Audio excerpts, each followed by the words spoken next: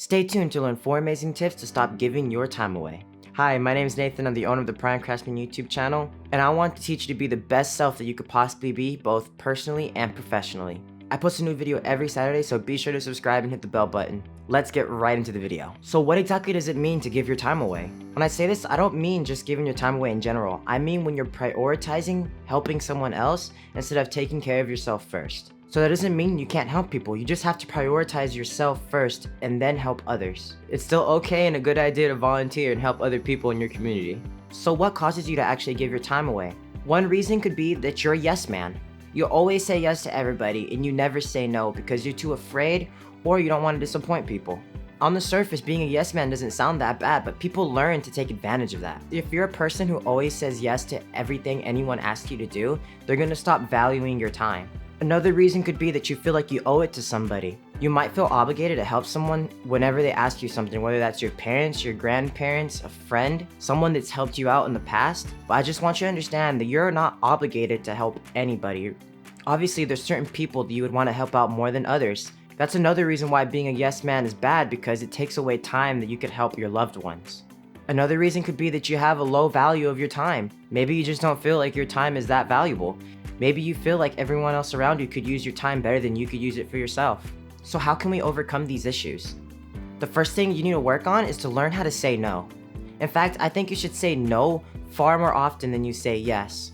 You might think that doing this is going to cause people not to like you. Well, if people don't like you just because you didn't say yes to them, you don't really want to be friends with them or have them around you in general. The more you say no, the more impact you saying yes actually has.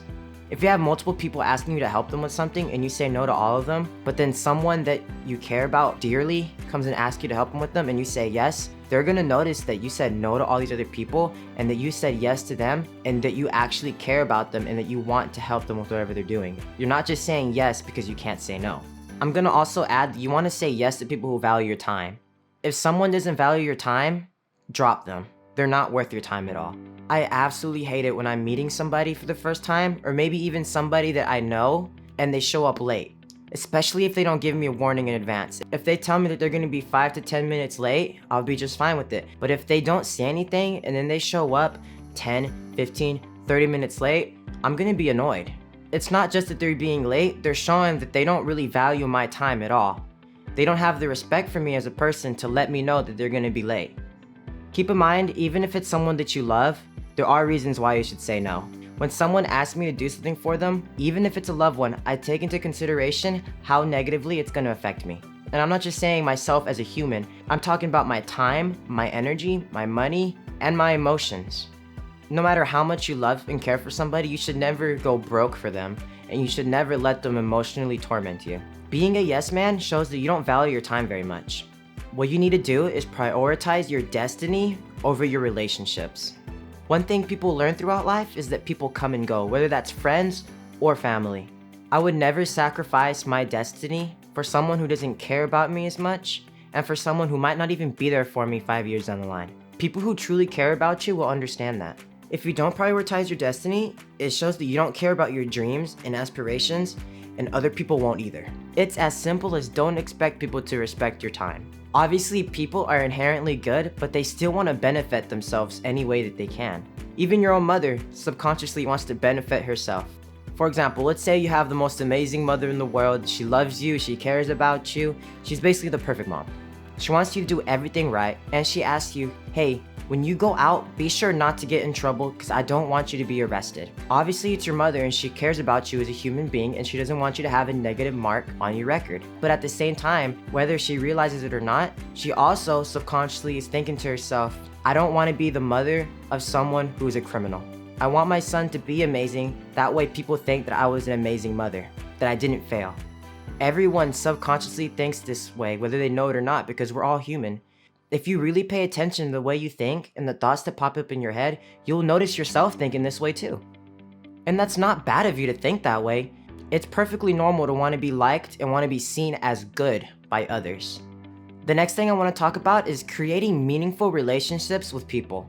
If you're the type of person who always wants to help people, you can get a relationship with someone who could benefit you in the long run. You could help them and they could help you.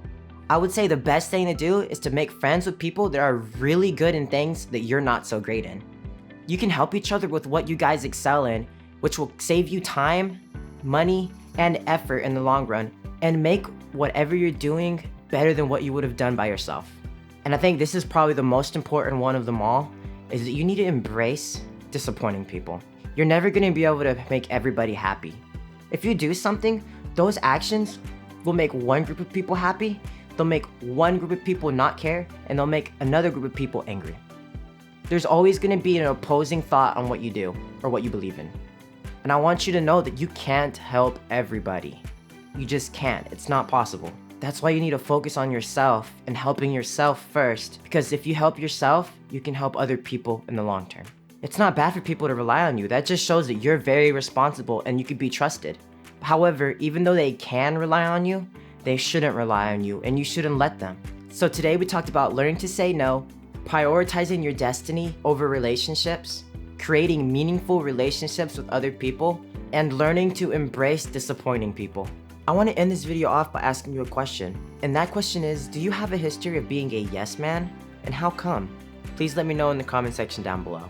Like I mentioned at the beginning, I post a new video every Saturday, so be sure to subscribe and hit that bell button.